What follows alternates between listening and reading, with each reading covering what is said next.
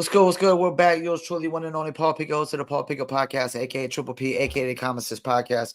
Your source for music, sports, politics, world events, and much, much more. Please don't forget my video version of my podcast goes to YouTube, Facebook, Rumble, BitChute, Instagram, LinkedIn, and Twitter. Audio version goes to Spotify, Apple, Amazon, Deezer, TuneIn, Stitcher, Slacker, iHeartRadio, Player FM, and much, much more. Today we're going to react to the Keefe arrest for the Tupac murder. Before we do that, though, I want to play a ad from promopalace.biz.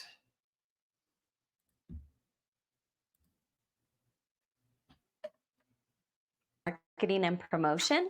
Then look no further than Promo Palace LLC, your one-stop shop for all music promotion services.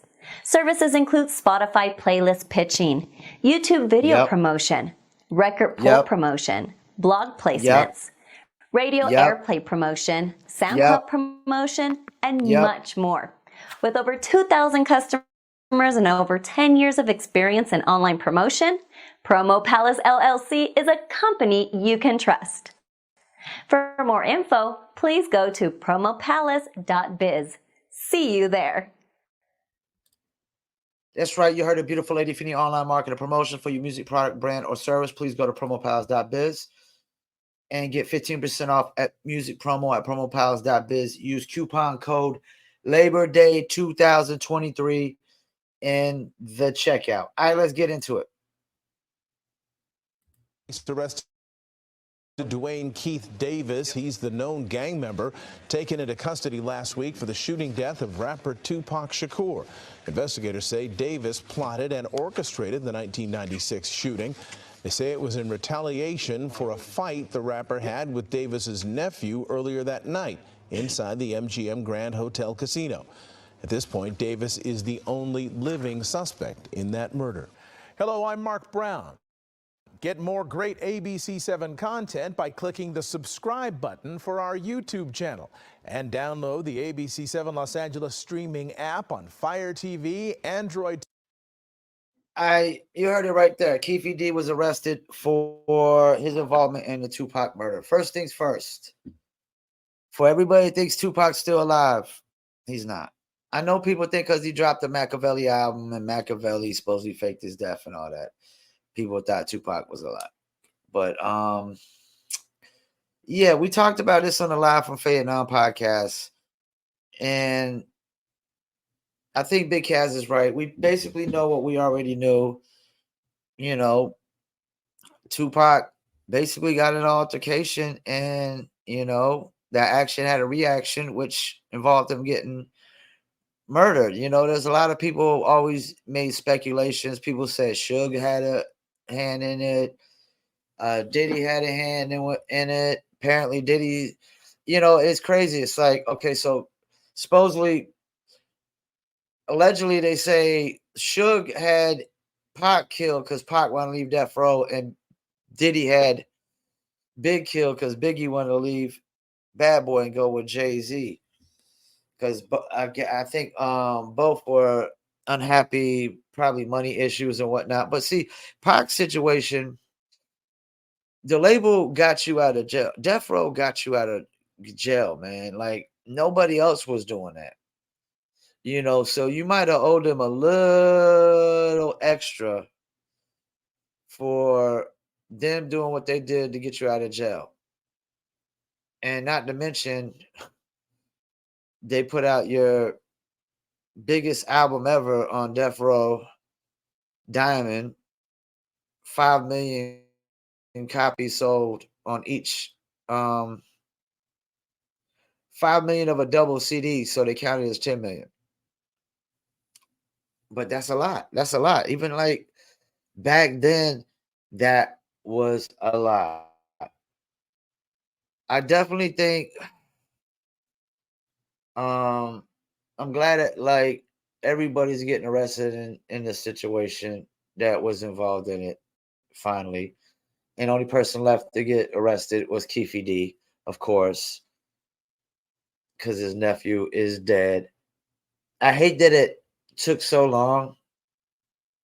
And it's crazy. It's like the guy Keefe D only basically told on himself when he wrote a book, and of course Vlad TV's trying to take all the credit for this. Like, it's kind of hard to take credit for something that was already common sense and common knowledge, Vlad. I mean, you put 2 to 2 together, you get 4. Pac's in an altercation at the Mike Tyson fight with a gang member, and next thing you know, Pac is killed. I mean, for somebody to set up Pac to get killed, it would have to be just such coincidence that Pac gets into a fight with a gang member. It would have to be just the perfect coincidence and perfect timing that Pac just happens to get, and fight with a gang member for, Suge Knight to allegedly have him killed, as people alleged. People allege Pac was alive. People allege Suge had him killed. People allege Diddy had him killed. I don't want to say, yeah, they did it without really having some hard evidence, some hard facts to prove. Now, a guy that comes out and says he was in the car with his nephew that we clearly know did the shooting, that sounds like some 2 + 2, you get 4 kind of common sense, evidence. But just say, Suge did it because Pac was leaving death row. That's not enough evidence to say somebody had a rapper killed. Like, a record label had a rapper killed. Yes, Suge Knight was notorious. But let's think about this. Okay, if Suge Knight was that notorious, like he was that evil, to say, oh, well, Pac's gonna lead the label, let's have him whacked. Why didn't he have Dre whacked when he left the label? Why didn't he have Eazy-E whacked to get Dre to sign over to Death Row? Why he didn't just whack Vanilla Ice after he made him sign over his royalties? That's the thing. Yes, Suge Knight had a mafioso approach to the way he handled business. Yeah, he didn't, cuss out everybody like Dame Dash.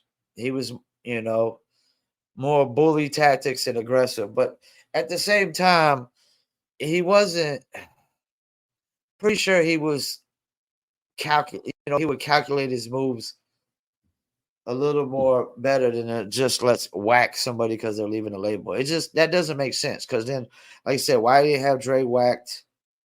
Because Dre left the label and signs Eminem and brings Snoop back, and also ends up signing or making a ton of money off of 50 Cent after M signs them, and then he signs Kendrick. It's like it don't make no sense. It don't make no sense. And for the Biggie murder, which definitely I always feel like Biggie died because of Pac. It was definitely retaliation. And we talked about this, and Big Kaz was saying, hey, you can't be scared to go somewhere. You still gotta live life. And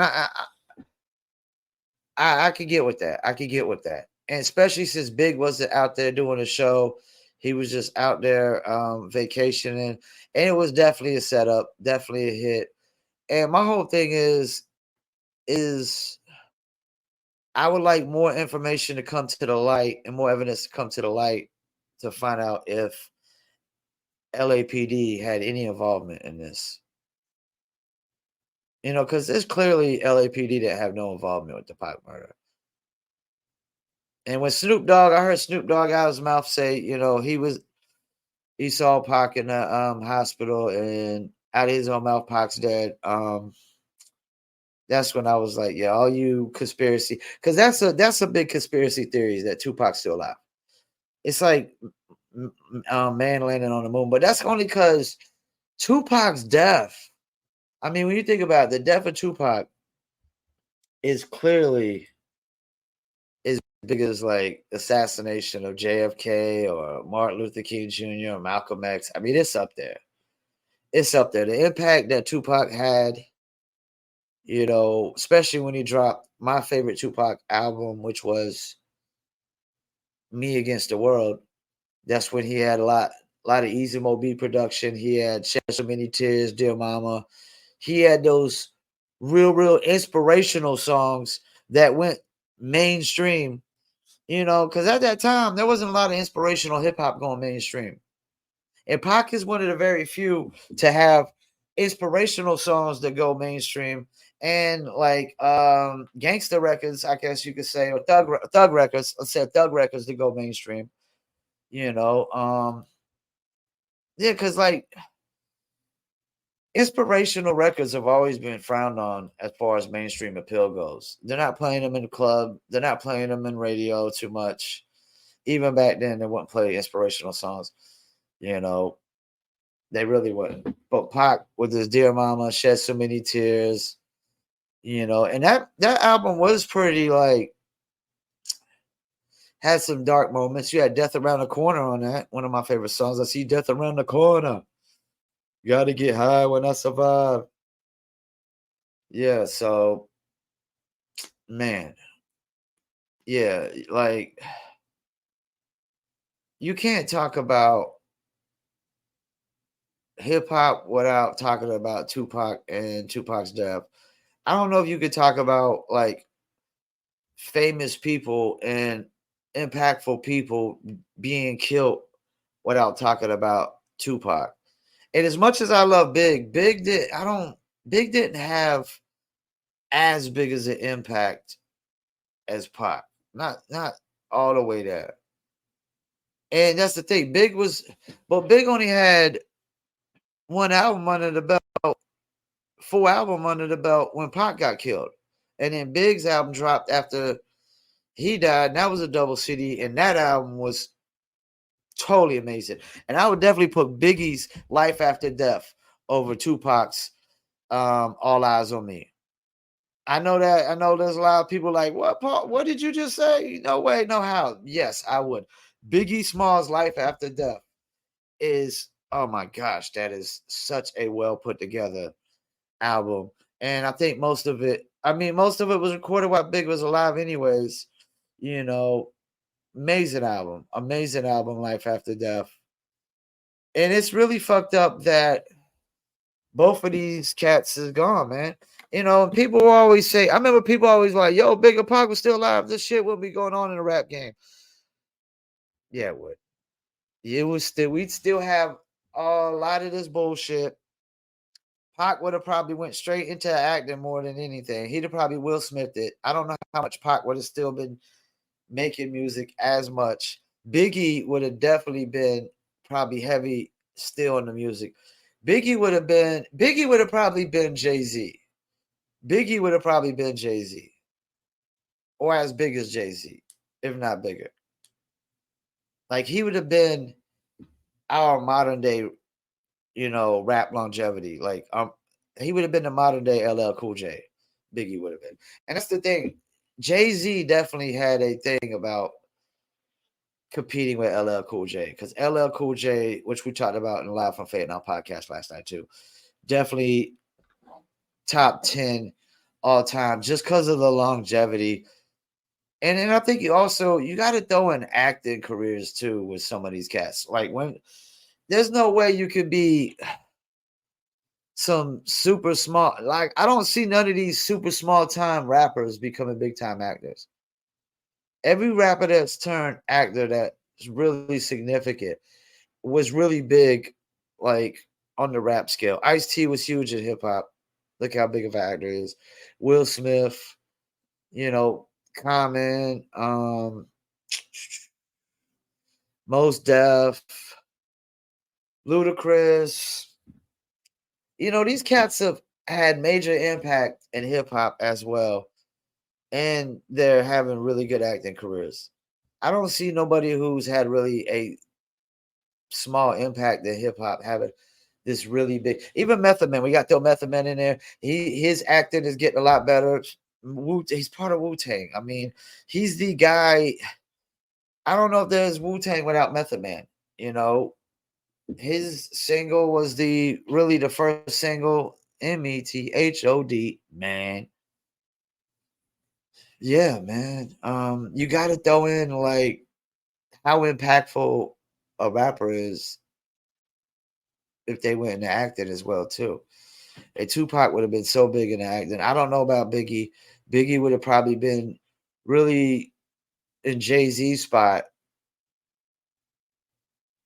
or up there with Jay-Z, you know. And who knows if Big would have signed with Jay, left Diddy and went to Jay. Oh my gosh, Biggie and Jay-Z. Ooh, you talking about a deadly combination, a deadly duo. That would have been crazy as hell. But I'm interested to see what's going to come out. Do they really got enough evidence to convict? That's the thing. He wrote a book, but people write books and lie all the time just to make money. We got to throw that out there. People lie in books all the time to make money. And I'm not saying he's lying. He definitely like being that as his nephew and that he is a gangbanger, he probably was close to the situation. But do we know for sure that he was in the car that night? Do we know that he was with his nephew that night for sure? Is there just enough evidence, enough, you know, because him just telling himself, he could just go into court and try to retract that because he had immunity from, I guess, I don't know if it was local immunity for the Tupac killing. I don't know if this is federal, you know, and whatnot, but he had immunity. That's why he did the book. That's why he goes on Vlad. And you can sit there and do that. I mean, you could do the interviews and you could tell on yourself, but you could also get in court and say that you were lying, that you just did it for money, that you just did it for attention and did it for fame. And I definitely don't think he did it to clear his conscience. I definitely don't think he did it to clear his conscience. Because why write a book if it's about clearing your conscience? When you write a book, we know it's all proper. Part of it is propaganda, man. It's about making money, man. And we know everything in a book ain't always necessarily true. Even the books, they like they have people help co-write books and shit, you know. So people are using big words to interpret things a lot, and things can get misinterpreted because people use too many big words. I like to keep the words basic as simple as possible. You know, like once you start applying all these super big words, I start to think you got to unapply any common sense into it because the bigger the words you use, the lesser common sense I think you got. If you got to always use big words, I think you got like zero common sense whatsoever. But yeah, I hope there is a conviction. I know there's family members that probably want to get some kind of closure. I know there's fan base that wants closure on this. Tupac has some fanatics. He has some fanatics, man. I mean, some diehard fanatics. Like, there's people that think Tupac could do no wrong or did no wrong when he was alive. Which is not true. Tupac made mistakes like everybody else. And probably one of them was signing with a label like Death Row and getting involved with somebody like Suge Knight. Definitely still like when you're as big as Pac, you're 10 million, you know, you gotta eventually stray out of the 50 Cent bully mentality You know, you gotta stop fist fighting everybody. Like 50 Cent early in the game was fighting everybody, man. He was, and yeah, a lot of it was dudes rolling up on him and they had to defend themselves. But 50, you know, he gives out that bully energy. I'm gonna pick on you energy. But like I think even 50 knows at this point, like he lost so much money in the court case against Rick Ross's baby mama. He just lost too much money in that. You gotta move different nowadays. When you're that big, you got #1 TV shows. You know, you had 50 Cent had #1 albums. Diamond on the first album, Diamond on the second. I mean, 50 Cent was large than life. 50 Cent was so big, he was a thug gangster rapper that literally crossed over to pop because he was just so big. There was nobody, and even Jay-Z said it himself, you know, to the Rockefeller cats. Y'all better drop your albums now. Drop all your albums now. Whatever you got to drop it now. Drop it this year. Drop it today. Drop it tomorrow. Drop it next week because 50 Cent's coming. 50 Cent's coming. And that's another thing. When Pac came out, All Eyes on Me, I mean, nobody was, it was hard for other rappers to eat off album sales if you were dropping around All Eyes on Me. Nobody was caring about anything else but All Eyes on Me. And it was a dope album. It was a dope album. My opinion, it was a rushed album. It was a rushed album. But Pac had a way of making beats that I wasn't too big on be pretty good songs. Because of the energy, the message, his voice. Pac definitely had a voice. Guru said it. It's mostly the voice that gets you up. Mostly the voice that makes you buck. A lot of rappers got flavor, some got skills, but if you ain't got a voice, then you need to chill. Okay, well, yeah, once again, I want to thank you for tuning in, man. Paul Pickett Podcast. Don't forget, like, subscribe, share, all that good stuff, comments. Don't forget the audio version, video version, and pretty much talk about everything on here. It's not really a one niche kind of thing like, you know, Tim Pool podcast, mainly just politics, social issues. You know, definitely gonna talk sports, football, basketball. Got enough common knowledge on that. Definitely enough common knowledge in anything dealing with music business, music industry, and music history. Because as I am a music promoter by day and a podcaster by night. So once again, thank you for tuning in to the Paul Pickett Podcast, and I'm out.